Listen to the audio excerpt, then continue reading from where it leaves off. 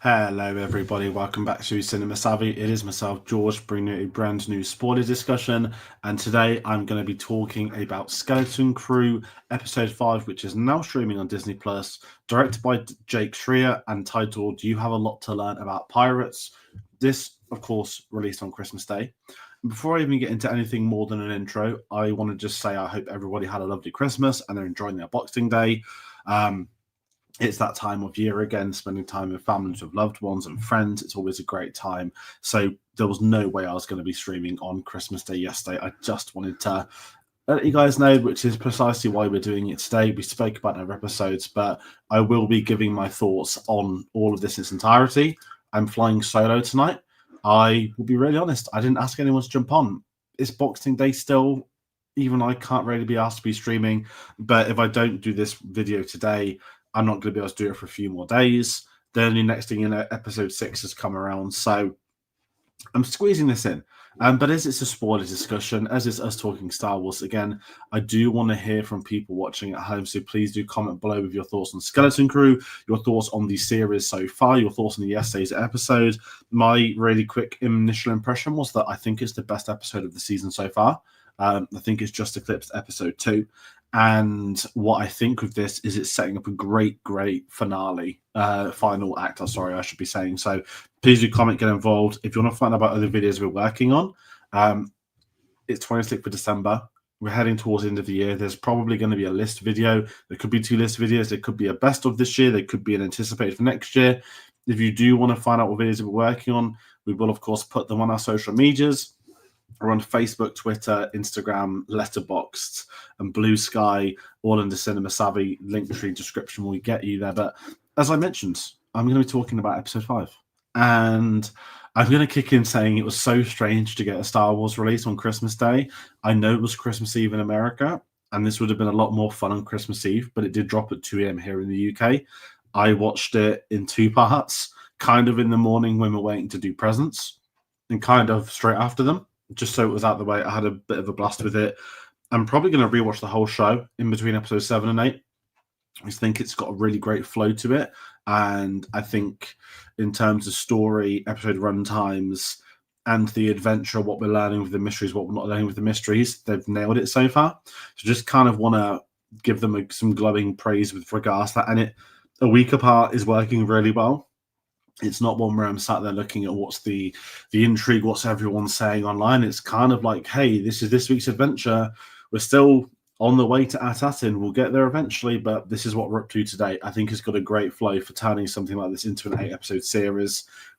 Hopefully it maintains that, getting through to the final 3 episodes. And that is something I'm really curious about you guys at home, what you guys think too. So I'm going to be, as I said, talking spoilers. I'm going to do it in narrative order. So I'm going to start the parent subplot, going back to Attin for the first time sitting for a few weeks. They're trying to get the message out there. They're trying to get a message past the border. Can they get anything outside of the planet?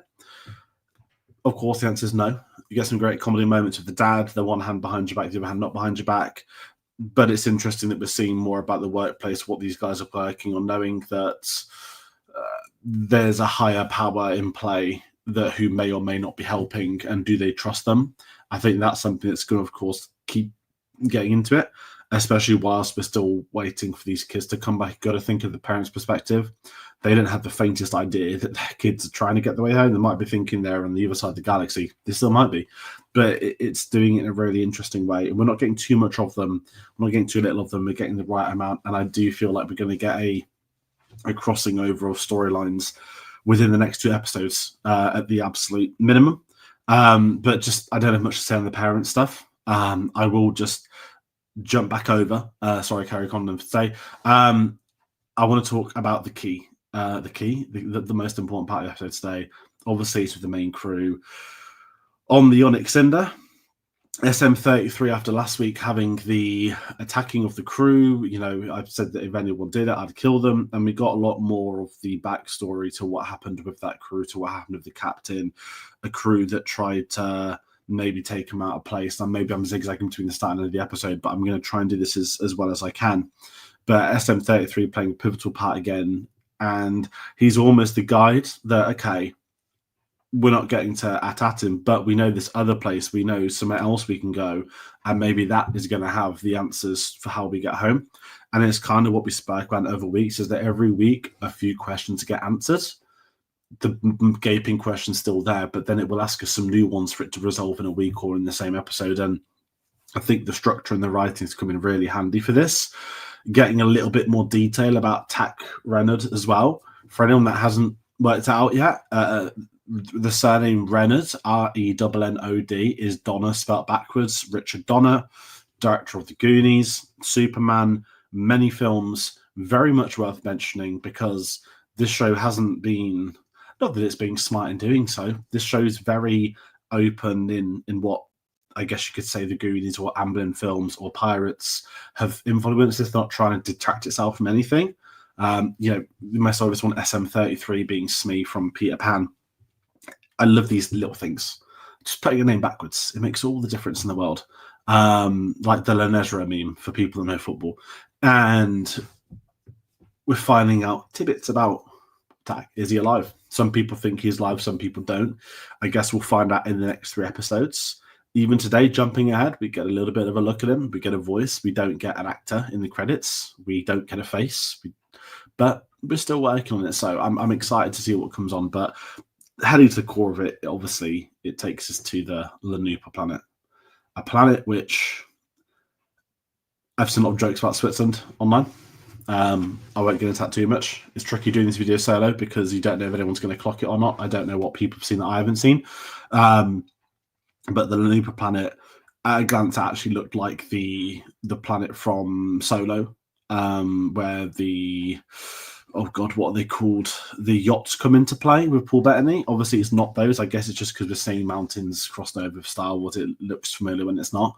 Granted, the Star Wars has always been shot on Earth, but it was something where we're going to another new planet. And this time it's a spa resort. It was built up to be this awful pirate, a Tortuga, if you will. This is where we have the fighting pits. We have all these pirate things going on. We've got treasure rooms. We've got this. We've got that. And it's been replaced by a luxurious spa, a spa and hotel, almost like a winter resort type thing. Perfect timing with it being Christmas. And I quite enjoyed this. I know, again, sticking with the core, the tone of this show, it's a family-friendly series. It's primarily for kids, young kids, a great entry point to Star Wars, as I've said. There's, I think, a lot of fun to be had as an adult, and very much like me and Sam did a video on The Grinch recently as part of the Christmas videos, and we spoke about how there was some, insane adult jokes hidden in that film, throughout that film. And there are moments in the Lenoa planet where we get little tidbits of those. And we had it obviously earlier on in this series. We had them at the strip club when they were on the port for when they were getting the petrol back in. But it was interesting seeing them playing a game of that again today. We get another new name for Jude Law in this. This time it's a take on Dash Rendar. Obviously, it's not Dash Rendar, but there is a dash in there, and we're hearing about somebody else he's also betrayed. And I'm pausing because I don't know the best way to proceed. The Jude Law stuff in this episode is his best episode so far. Episode 3 was the sort of, this is Jude Law as a character type thing. We can't trust him. You can't trust him. This is his other names, what he goes by, what he's done to us, what he's done to other people. But episode 5 is where we actually get to see the pirate side of him. And I think even calling him a pirate's a bit of an understatement. Granted, he is one. And we see him fanboying out over Tak Renard. We see him being so excited he's on the Onyx Cinder. It finally got named this week for those that didn't know the Lego set. He's speaking about it being a very famous historical ship, that they went to Attin and never returned. That the ship was gone, the crew was gone, and Tak Renard was gone. I like that. I like that we got him fanboying into that. But what it does, it really sets up Jude Law in this episode for the finale. Granted, it's been doing that from day one, and every character told us about it from day one. For the first time, we got to see real fear from him. We got to see him not suave his way out of danger, not bribe us out of danger. Well, he was bribing people plenty today, but we got to see him when he comes over with the bounty hunter, the real fear that, shit, these guys are coming for me now, and they're going to send everyone they've got after me. And I like that. I like that his character somewhat changed. We got to see the real him for the first time. Whether Jod is his real name, we still don't know that. But I just thought it was an interesting setup. At this point, he's gone from babysitting and working with the kids to basically telling them, guys, we're all fucked if you don't do this. I know you can't really swear in PG Star Wars, but them playing on the bed and him getting pissed off, them saying they're going to search the buffet, which is hilarious. We didn't get as much from Neil this week, which is a shame, but we still love Neil, and he is still my favourite character from the show so far. But we get to see him now. He's got the goal he's working toward. The closer they've gotten to the treasure, he's gotten to the treasure, the more real he is becoming as a character, as a person. And I loved what they did with him. Before I dive into the caves, and I know everyone compares this to Amblin stuff, I'm going to compare it to another franchise in a moment, but I want to talk about the spa. I know we got to see a hut in this. I know I haven't really had a platform to talk about this. We've just... Sorry, I'm laughing because that actually just gone blank from my mind from the Iron Claw, from the Bear. Very embarrassing. The lead of those... Jeremy Allen White is going to be voicing the Hut from the Clone Wars in the Mandalorian and Grogu film. We did see a Hut in this today. It's not the same one. I think I've read a few things where people think it's the Huts that popped up in Book of Boba Fett. They've got like the chin tattoos so they can identify them. I quite like that people are identifying them in that kind of way. But where I'm sort of going with this as well is that it's fun to get a look at that. Who are the types of people that come to this resort? And the great comedic moment of him about to eat the servant, but the servant saying not again implies this has happened multiple times before. It was just a lot of fun. And it's that adventure thing. Kids are going to have a good time watching it. They're going to be enjoyable. They're going to find bits of it funny. But at the same time, there's still a story to be told, in which as an adult, I'm certainly having a very fun time trying to discover what is the treasure on Attin, what is Attin, where is it, what's its significance, why can no one find it. There's so much going this from an adult perspective as well as I guess a kid's perspective. And that other comparison I was going to talk about is Indiana Jones. As we get into the caves, it felt like the opening of Raiders of the Lost Ark. Okay, there's no barrel, which is great, but the booby traps, which is very much the Last Crusade, great comedic joke of stepping on the laser, two of them ducking their heads, but it being taller than all the kids so they could just walk in unscathed. I like that. I think that sort of thing is funny. But the booby traps are very, again, it feels like an exploration. It's an adventure, right? So why not reference Indiana Jones? It is Star Wars after all. There's been plenty of references for each party for the other, and they might as well continue that on. And even when we get to the temple, I loved the idea, not the temple, sorry, the treasure room, that it's a pit of acid and you have to sacrifice something. And it's just the interesting moment where for pirate access, they've got to sacrifice the money, not the person. And that comes into play. And I think it will come into play as time goes by in the coming episodes. I've got a few theories I'll talk about at the end. It's not going to be a long discussion today. It's me by myself, so there's not going to be too much longer. But I'm kind of skimming through the key bits. Unless I've missed something else, I want to talk about the ending, the room. Now, there's going to be plenty of YouTube channels that dissect every treasure in that room, the significance of everything in every frame. And I love trying to do that. Styles Explains, I'm going to assume, has probably already done that. Alex is the best at doing so. But I had a lot of fun looking around the screen. Now, obviously, we got a High Republic lightsaber on there. We had it on the table. You know, the moment they show a lightsaber hilt, they're going to bring it in, especially this episode, especially Wim, who I haven't spoke about today, who didn't have much to do. But we'll get to that. But going to the treasure room, the secret door entry, loved it. Where we get the records, we find out what the treasure is at Attin. It is, by my understanding on the first watch, not Imperial Mint, but that's what we call it in the UK. But it's essentially the treasure is like currency. Like you can create your own currency on Attin. The questions I have from that is, well, before a question, a statement. Love it as a treasure. The best kind of treasure, unlimited source of money. Everyone would do whatever they could to get that. But then it opens the question as to what really did happen to Tak Reynolds. Is he already on Attin? Is he already got the treasure? Is he printing it? I saw a great theory that the banking clan, who were name dropped today, by the way, I wish we could have seen one of them, but I get why we didn't. The banking clan popping up in this, there's a theory that could Tak still be alive, and is he selling the currency from Attin to other rich people in the galaxy to maintain their wealth and his own wealth. If he's creating the currency, he's selling it. Someone pulled a comparison to the opening episode. When you go back, they're talking about exchange rates, and you got to think the school on this planet is teaching the kids their future careers, and their future careers are sort of in the mines, or they're in the analysis, they're in the IT. There is somewhat sections, and it feels like the planet and its people are almost cogs in a system that you'll get picked an assignment. That's your profile. That's what you're going to do. You're assigned to that. That's your life. It's almost like Man of Steel with Krypton, how you're basically born into the DNA of what exactly you're going to be doing. What are you bred for? What's your purpose? And I'd like that this being the treasure, potentially having the planet an involvement with the other people. Why have they stayed hidden for so long? Are they staying hidden because they need to be hidden? Are they staying hidden because they're actually involved with the politics of the galaxy, of the funding? That's where the splits and jokes come into it again. But it's left me so many great questions that I'm looking forward to. As I said, you answer some questions and you get some more. We've got the new coordinates and we've got the captain's log. Something I never thought we'd get in Star Wars, a concubine being name dropped. Neil asking the great question. Very, very funny. That's where I'm going with those sort of adult jokes that kids aren't going to understand. But I guess it's going to lead to the real character moment, which is Jod taking control of the Onyx Cinder. He challenges the captain being Fern to a duel to the death, just tells her to yield.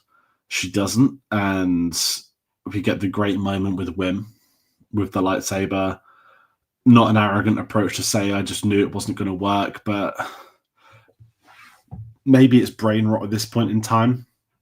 When you've seen so many memes about Luke Skywalker not knowing how to use lightsaber, like looking down the hole in episode 4, I just felt that the build-up, the music, where that scene was going, the lightsaber was never going to be ignited properly, and he lit it upside down, threw it away, got scared. Great comedic moment.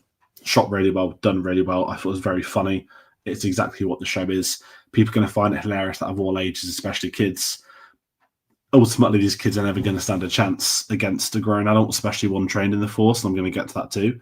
But where it leaves us is with Jod taking control. The kids, the fact he probably, was he willing to kill Fern? I don't actually know at this point in time. I still maintain in a non-Padme delusion that there's some good in him. I still don't think he would have killed a kid if push came to shove. But I do think now he knows that the treasure is essentially unlimited money, that he is warped and he is on his way. The kid's going through the trapdoor. He never orders Smee to kill the kids. He just wants them to be took as captives. He ultimately, I think, is still going to get them back home. But his idea of what the home is going to be very different to what we find out. And obviously the episode ends with not necessarily another question, but Jod gets a lightsaber. Now, I have a theory on this. I think lots of people have theories on this. You look at Jude Law's age, he's 51. Let's say for conversation's sake, he's playing someone in their mid to late 40s. Because Jude Law, I was shocked when I read he's 51, if I'm honest. The events of the prequel trilogy are approximately, I think it's like 27-ish years before the events of this. I can't remember. This is 4 years after episode 6. If this is set concurrently with Mandalorian, it could be 27-year gap. So let's say he's in his mid-40s. At the events of episode 3, he would have been a Padawan. He would have been a learner. He would have been maybe involved in the Clone Wars, maybe at the Temple. But I'm just going to make a point, whereas I don't think this is a character who survived Order 66. I think this is a character that was kicked out by the Jedi Order. And for him to become a pirate, I think that how the ending of this episode went, he is clearly still well trained in the Force. He clearly isn't bothered by using it in every scenario. He's obviously gone by his life without it. If he had all the Force power he needed, lightsaber, he would never have been essentially took over, kicked out by Brutus and the other members of his former crew. I think this is a character that was kicked out of the Jedi Order before the events of Order 66. Whether that was during the Clone Wars or between episodes 1 and 2, I do not know. But I think it would make for a really interesting character that he doesn't believe in the Jedi because he was not allowed to be one. He was kicked out. He was told you're not good enough to be one. I like the idea that he became, okay, pirate for conversation, the series, but essentially a scoundrel. I like the idea of a Force-sensitive scoundrel who was thrown out at a young age. Think Ahsoka in the Clone Wars. I can't remember if they take the lightsaber off them when they leave the Order. Yes, they do. I've been watching a lot of Harry Potter, so I'm getting the whole Hagrid, they take the wand off him approach. But I'd love the idea to play out that Jude Law had a lightsaber took away from him. The lightsaber was took from him. Essentially, he had no choice in the say, and he's been without one for decades, and he just had to get by with limited knowledge of the Force. I think that would explain a lot. I think it'd be more interesting as a character, just not to have another Order 66 survivor who has just put away their identity to protect themselves. I don't think that works for a pirate. I think a pirate would have used it a lot more. So that's my outlandish theory. That's what I'm hoping we see. And the ending shot is him reunited with a lightsaber of sorts. I think that plays into that scenario because he looked very happy when he got his hands on that. So that's my ending of the spoilers for today. I don't know what you guys think, but I'm all in on finding out more about Jude Law. Whether Jod's still his real name, I guess we'll find out in the next sort of 2-3 weeks. But I do think we're on a really interesting final act structure now. We're past the halfway point. We've got 3 more episodes. He's got the coordinates. He needs to get back to the ship to get back to Attin. He's got the bounty hunters hot on his heel. It is gearing up for an interesting final 3 episodes. And I couldn't believe I'd be talking about the Skeleton Crew in this way. If I'm completely honest, going back to a month ago, I was looking forward to it to a degree, but I don't think I'd be this interested. I don't think I'd be liking the show as much as I am. I'm having a blast. They've nailed the time of year for it. I think is exactly what, on a personal standpoint, I need to watch at the moment. Just something more lighthearted, something different to what I've been watching before, and that makes all the difference in the world. So, glowing recommendation from me. The director Jake Schreier, for anyone that's curious, he's directing Thunderbolts that comes out in May, the new Marvel film. And next week we get the Bryce Dallas Howard episode, which I'm very much looking forward to. So I can't wait to see what Bryce is going to be up to. So that's going to do it for this spoiler discussion today. I hope you've liked it. I know it's a bit weird doing them solo. We will have a guest on for next week. Just like the other ones we spoke about, with it being Christmas. Obviously, Christmas has been and gone, as I mentioned. It is New Year's Day next Wednesday when the new episode drops. Will there be a spoiler discussion on the day? Probably. Will I announce a time? Yes, I will. It will be on social medias. We don't have this as regimented. It's a difficult time of year. It's not the most easiest to get people on. As I said earlier, I wasn't asking people to jump on today. It's still Boxing Day. And if they're watching this, I hope you've all had a lovely Christmas. And to everyone else watching this, I also hope you did too, because I'm not only wishing Merry Christmas to people that I know, but that is going to round out this spoiler discussion. So once more, comment your thoughts on Skeleton Crew, where you think the show's going. If you liked it, maybe you didn't like it, comment why. I'm curious. I do want to hear if it's working, if it's not working for others. But certainly everyone's opinion is always allowed here. You can comment whatever you want as long as it's spoilers and it's not leaks for the future.